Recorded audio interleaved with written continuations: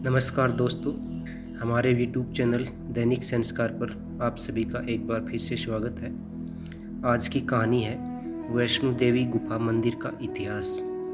अगर कहानी आप लोगों को पसंद आए तो जय माता दी ज़रूर लिखना और चैनल को लाइक करें, शेयर करें, सब्सक्राइब करें। त्रिकुटा की पहाड़ियों पर स्थित एक गुफा में माता वैष्णो देवी की स्वयंभू 3 मूर्तियाँ हैं। देवी काली, सरस्वती और लक्ष्मी पिंडी के रूप में गुफा में विराजित हैं। इन तीनों पिंडियों के सम्मिलित रूप को वैष्णो देवी कहा जाता है। इस स्थान को माता का भवन कहा जाता है। पवित्र गुफा की लंबाई 98 फीट है। इस गुफा में एक बड़ा चबूतरा बना हुआ है। इस चबूतरे पर माता का आसन है, जहां देवी त्रिकुटा अपनी माताओं के साथ विराजमान रहती है। भवन वह स्थान है जहां माता ने भैरवनाथ का वध किया था। प्राचीन गुफा के समक्ष भैरव का शरीर मौजूद है और उसका सिर उड़कर 3 किलोमीटर दूर भैरव घाटी में चला गया और शरीर यहाँ रह गया। जिस स्थान पर सिर गिरा, आज उस स्थान को भैरवनाथ के मंदिर के नाम से जाना जाता है। कटरा से ही वैष्णो देवी की पैदल चढ़ाई शुरू होती है, जो भवन तक करीब 13 किलोमीटर और भैरव मंदिर तक 14.5 किलोमीटर है। मंदिर के संबंध में कई तरह की कथाएं प्रचलित हैं। एक बार त्रिकुटा की पहाड़ी पर एक सुंदर कन्या को देखकर भैरवनाथ उससे पकड़ने के लिए दौड़े। तब वह कन्या वायु रूप में बदलकर त्रिकुटा पर्वत की ओर उड़ चली। भैरवनाथ भी उनके पीछे भागे। माना जाता है कि तभी माँ की रक्षा के लिए वहाँ पवन पुत्र हनुमान जी पहुँच गए। हनुमान जी को प्यास लगने पर माता ने उनके आग्रह पर धनुष से पहाड़ पर बाण चलाकर एक जलधारा निकाली और उस जल में अपने केश धोए। फिर वहीं एक गुफा में प्रवेश कर माता ने 9 माह तक तपस्या की। हनुमान जी ने पहरा दिया। फिर भैरवनाथ वहां आ धमके। उस दौरान एक साधु ने भैरवनाथ से कहा कि तुम जिस एक कन्या समझ रहे हो वह आदि शक्ति जगदम्बा है, इसलिए उस महाशक्ति का पीछा छोड़ दें। भैरवनाथ ने साधु की बात नहीं मानी। तब माता गुफा की दूसरी ओर से मार्ग बनाकर बाहर निकल गई। यह गुफा आज भी अर्धकुमारी या आदि कुमारी या गर्भ जून के नाम से प्रसिद्ध है। अर्धकुमारी के पहले माता की चरण पादुका भी हैं। यह वह स्थान है जहां माता ने भागते भागते मुड़कर भंवरनाथ को देखा था।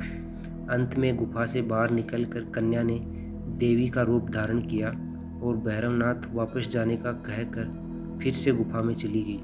लेकिन भैरवनाथ नहीं माने और गुफा में प्रवेश करने लगा। यह देखकर माता की गुफा पर पहरा दे रहे हनुमान जी ने उसे युद्ध के लिए ललकारा और दोनों का युद्ध हुआ। युद्ध का कोई अंत नहीं देखकर माता वैष्णवी ने महाकाली का रूप लेकर भैरवनाथ का वध कर दिया। कहा जाता है कि अपने वध के बाद भैरवनाथ को अपनी भूल का पश्चाताप हुआ और उसने माँ से क्षमादान की भीख मांगी। माता वैष्णो देवी जानती थी कि उन पर हमला करने के पीछे भैरव की प्रमुख मनसा मोक्ष प्राप्त करने की थी। तब उन्होंने न केवल भैरव को पुनर्जन्म के चक्र से मुक्ति प्रदान की, बल्कि उसे वरदान देते हुए कहा कि मेरे दर्शन तब तक पूरे नहीं माने जाएंगे जब तक कोई भक्त मेरे बाद तुम्हारे दर्शन नहीं करेगा। उपरोक्त कथा को वैष्णो देवी के भक्त श्रीधर से जोड़कर भी देखा जाता है। करीब 700 वर्ष से भी अधिक समय पहले कटरा से कुछ दूरी पर स्थित हंसाली गांव में माँ वैष्णवी के परम भक्त श्रीधर रहते थे। वे निसंतान और गरीब थे, लेकिन वे सोचा करते थे कि एक दिन वे माता का भंडारा रखेंगे। एक दिन श्रीधर ने आसपास के सभी गांव वालों को प्रसाद ग्रहण का न्योता दिया और भंडारे वाले दिन श्रीधर अनुरोध करते हुए सभी के घर बारी बारी गए ताकि उन्हें खाना बनाने की सामग्री मिले और वह खाना बनाकर मेहमानों को भंडारे वाले दिन खिला सके। जितने लोगों ने उनकी मदद की वह काफ़ी नहीं थी, क्योंकि मेहमान बहुत ज़्यादा थे। वे सोच रहे थे इतने कम सामान के साथ भंडारा कैसे होगा। भंडारे के एक दिन पहले श्रीधर एक पल के लिए भी सो नहीं पा रहे थे, यह सोचकर कि वह मेहमानों को भोजन कैसे करा सकेंगे। वह सुबह तक समस्याओं से घिरे हुए थे और बस उसे अब देवी माँ ही आस थी। वह अपनी झोंपड़ी के बाहर पूजा के लिए बैठ गए। दोपहर तक मेहमान आना शुरू हो गए। श्रीधर को पूजा करते देख वे जहाँ जगह दिखी वहाँ बैठ गए। सभी लोग श्रीधर की छोटी सी कुटिया में आसानी से बैठ गए। श्रीधर ने अपनी आंखें खोली और सोचा कि इन सभी को भोजन कैसे कराएंगे। तब उसने एक छोटी लड़की को झोंपड़ी से बाहर आते हुए देखा जिसका नाम वैष्णवी था। वह भगवान की कृपा से आई थी। वह सभी को स्वादिष्ट भोजन परोस रही थी। भंडारा बहुत अच्छी तरह से संपन्न हो गया था। भंडारे के बाद श्रीधर उस छोटी लड़की वैष्णवी के बारे में जानने के लिए उत्सुक थे, पर वैष्णवी गायब हो गई और उसके बाद किसी को नहीं दिखाई दी। बहुत दिनों के बाद श्रीधर को उस छोटी लड़की का सपना आया। उसमें स्पष्ट हुआ कि वह माँ वैष्णो देवी थी।